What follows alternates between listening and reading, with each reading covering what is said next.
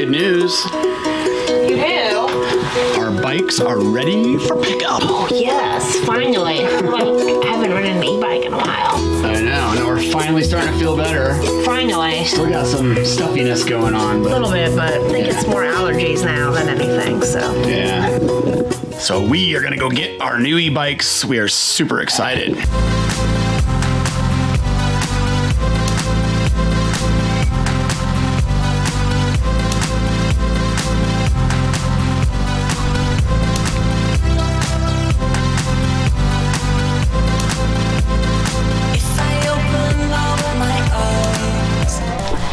Hey guys, welcome back to No Sticks, No Bricks. In this week's video, we got our new e-bikes. Yes. And as you can tell from the very beginning of this video, we were very excited. Yeah, it felt like it had been a while, but in reality, it had only been like about 3 weeks. Yeah, but it's something that we use every day. So, you know, when you're using something every single day and then you don't have it, it feels like it's a long time, even though it was only about 3 weeks.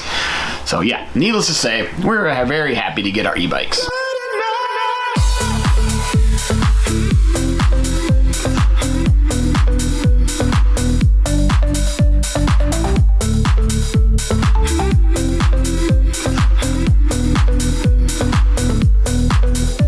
So we chose to go pick up the bikes at a FedEx location in Palmdale because Soledad Canyon Thousand Trails charges $25 for each package. That's right, $25. Insane. There is a bit of a steep slope to get up in this section in where we're at, so just be aware of that. We'll be doing a 360-degree video now that we're gonna get our e-bikes back, so look out for that.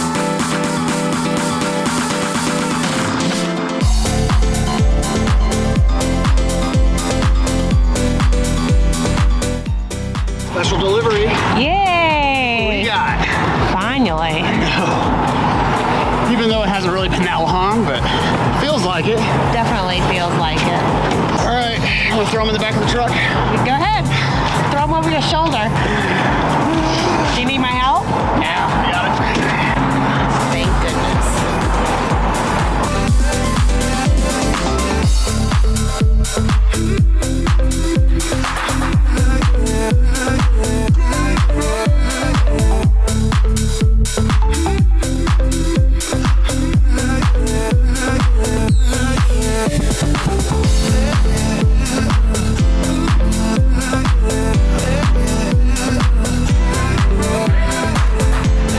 Electrics puts like about 7 million zip ties on each bike. It did seem that way. Holy cow. I mean, they come in great packaging. They're definitely compact. They're not going to scratch on anything, but holy moly, zip ties galore.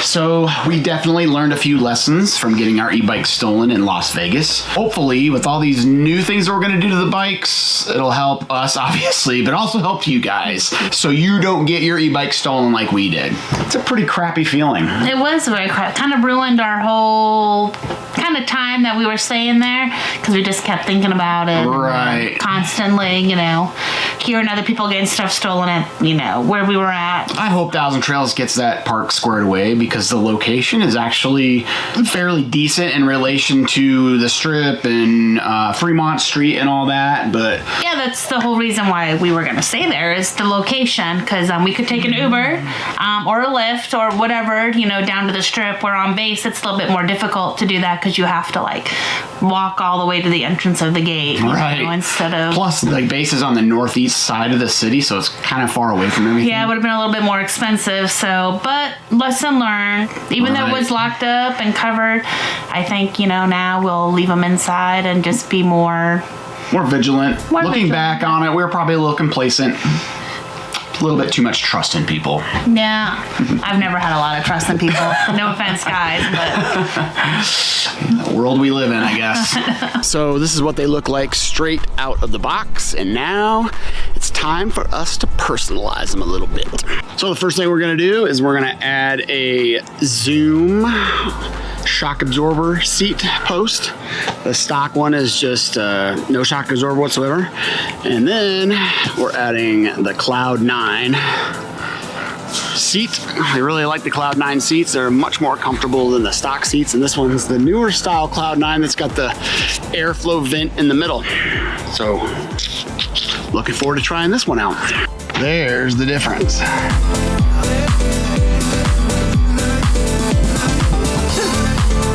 Next, we're gonna add a GoPro mount so we can get those shots whenever we go out on nice rides. Next, we're adding phone mounts. We're gonna add some mirrors. Safety first. Next up, the alarm. So the bike alarm does come with 3M tape, so stick it to your bike. However, I also added a couple zip ties just to be safe. So now we're gonna do a test so we can adjust the sensitivity level on the alarm. There's like 7 different levels. So the campground's probably gonna really like this. At least it's, 1 o'clock in the afternoon. So. Okay, and you wait for the beep saying it's armed. How do I unarm it? The unlock button. Okay. Don't do that yet, though. Oh, there it goes. Okay, so that is the warning shot. That means don't touch the bike. There you go. Probably pretty good. Okay, I set the sensitivity level about 5 when we first got them because some people were complaining that the bikes, even just sitting outside, the wind blowing them was setting them off. We don't really want that, but definitely want them to go off just like we just demonstrated. Someone grabs it and starts moving it. So, perfect. Next, the kryptonite lock. And since we don't have any bags yet to store it in, we're gonna go ahead and just wrap it around the frame of the bike. And the last thing we're gonna put on is our Apple AirTags, and we're gonna put those.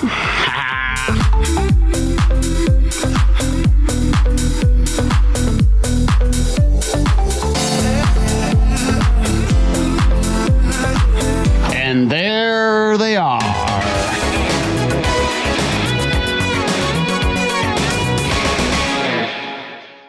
So we did get some new bags for the bike, a little bit more sturdier than our other ones. They're also waterproof, kind of. I guess they say weatherproof. They come with the cover, but yeah. We got them ordered from Amazon because after looking around at all the places, neither one of us could really find something that we like. Nope. We tried a couple bike shops, Dick's Sporting Good, Walmart. Yeah, Walmart, and Target, all that. Nobody's really got bags like that. So. Yep. So we got them on Amazon. And we'll put links to all of our stuff that we put on our bikes in the description, so if you guys want to get some like that, then feel free. Well, is Mama happy? I am. Glad to have my e-bike back. No doubt. We're not going to let these get stolen, are we? No. I'm going to take it for a test ride now. Yeah. Let's go check it out. That way we can make adjustments.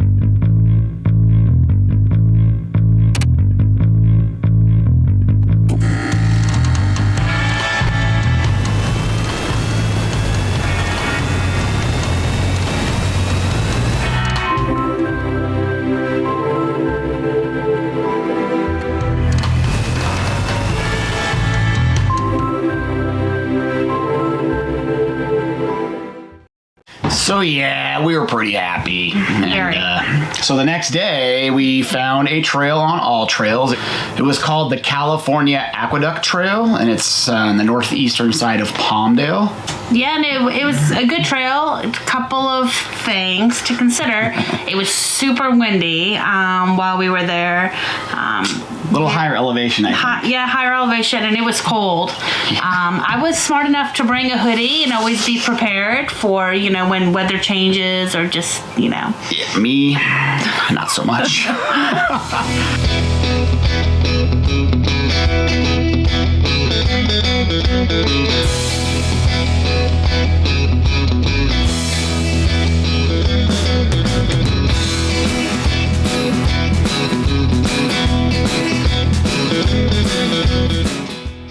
The wind was blowing probably about 35 miles an hour, and it was like 62 degrees. In fact, I'll put some footage in here, and you can hear the wind just howling. What the hell? It's like a hurricane! Holy balls! Woo!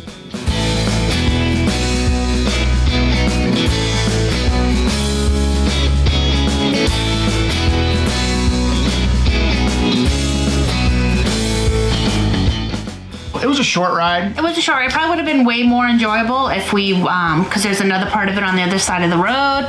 We didn't do that. It was just too windy. And then, as you know from previous video, we've been both really sick, allergies. Yeah. So all that wind, everything just started to kick out my allergies, and I started to get stuffy again. So we decided just to hit the road and come on back to the campground. But all that said, it was a beautiful trail. It was. It is a 7.7 mile out and back trail, and you're kind of above the city looking down on it. So on your one side, you're looking down on the city of Palmdale, and the other side is the aqueduct, which has got some real nice, pretty clear water in it. So it was a very pretty trail. A lot of waterfowl were in there. Yeah, quite a few ducks. A little confusing because there were some signs that said like, oh yeah, I forgot about that. No, only like walk-in fishing only, no bicycles, and stuff like that. So we were kind of confused, but All Trails said it was a thing. Now we were the only ones on our bikes on the trail, but no one said anything, and like the ranger people or Parks and Rec, they drove by us and never said anything. So I think we were good. So I think we were good, but the wind, whew, it was horrible. I think they just don't want people to take their bikes and go fishing.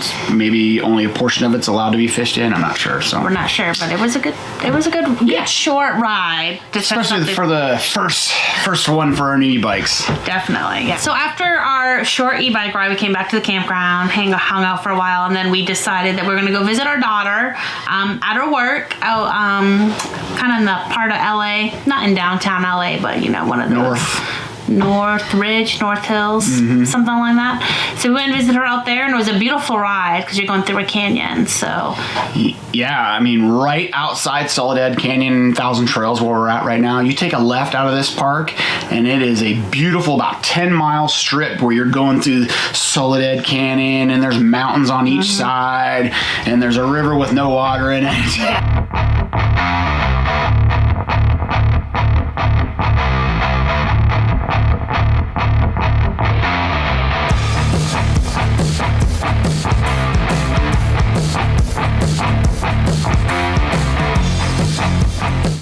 So a fun fact about Acton, California is there's been lots of movies that have been shot out at the different movie ranches and film locations out here because it's desert, railroad tracks, mountainous, I guess, considering. So a few of the movies have been Red Dawn. The newer one with Chris Hemsworth. Yeah, Teen Wolf.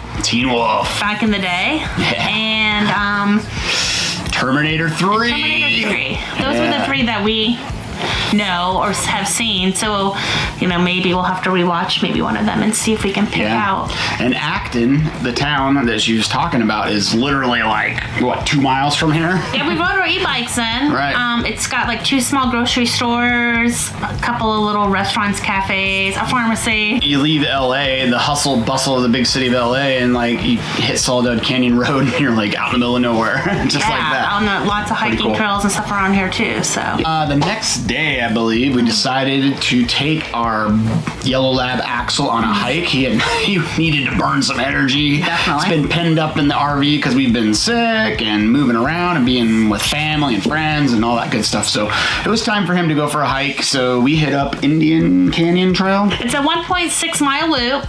I definitely recommend that you download the map for offline navigation because we didn't do that, and then once you get up there was no cell service, so we ended up having to get off the trail and take the road back because according to our Apple Watches we had already been like a mile and a half in and we still were nowhere near the beginning point of the hike. So the problem up there was so many trails.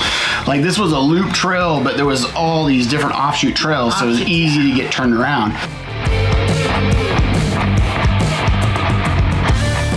These trails are only about 5 miles away from the campground too, on that Soledad Canyon Road that we talked about. And then with the America Beautiful Pass, you don't have to pay to park at the trailhead. Otherwise, it was $5.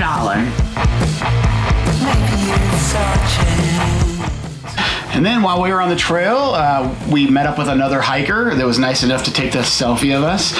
And he was a retired judge. He had just retired last month and had been hiking the entire Pacific Rim since. So that was pretty cool. That was pretty cool. All right, we are wrapping up our time here at Thousand Trails Soledad Canyon, and it's been pretty nice being able to see our daughter. Yes. And I think we've seen her just about every other day that we've been here, because she's, she works, she goes to college, so she's a pretty busy girl. It's so nice to be able to just go visit your friends, families, kids, whenever you want as full-time RVers. Yeah. We just take our house with us, and we love it. A little more difficult going to see Lane because he is back in Alaska. But he was with us pretty much all summer, up until January. So we had some time with him, but we're in contact with him pretty much every day. And like I told you before, we're heading up there next summer, 2023. Yeah, so looking forward to that. Because he'll be sick of us, after a few weeks, probably. Next week, we are heading towards Santa Barbara. We're going to hang out there for a few days before we start making our way north, and then meeting up with a couple friends at the end of May. Meeting up with Jennifer and Steve Plant from Tuck and Roll RV Living. And Lainey. And Lainey, of course. So we're excited to meet up. Love this lifestyle, but it is nicer, when you have some friends. Absolutely. So we're going to be spending all summer and probably all winter with them. All out west. So, all right, if you like this video, please consider subscribing, hitting the like button, share with all your friends, tell everybody you know. Please. Yeah, please. No, we really enjoy doing this. So until next week, guys, take care.